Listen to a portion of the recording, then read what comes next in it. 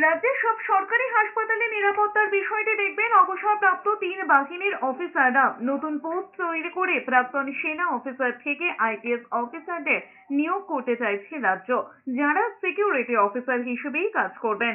আর্জি করে কেন্দ্রীয় বাহিনী মোতায়েনের সুপ্রিম কোর্টের নির্দেশের দিনেই এবার পদক্ষেপ করল রাজ্য সরকার।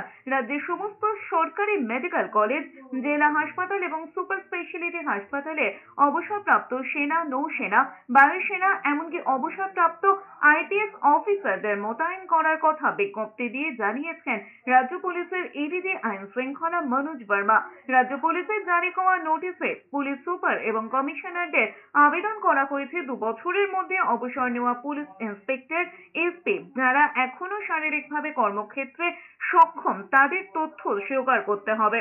এই একইভাবে অবসর নেওয়া সেনা অফিসার, নৌবাহিনীর অফিসার বা বায়ুসেনার অফিসারদেরও একটি তালিকা তৈরি করতে বলা হয়েছে। ইচ্ছুক অফিসাররা 24শে অগস্টের মধ্যে আবেদন করতে পারবেন।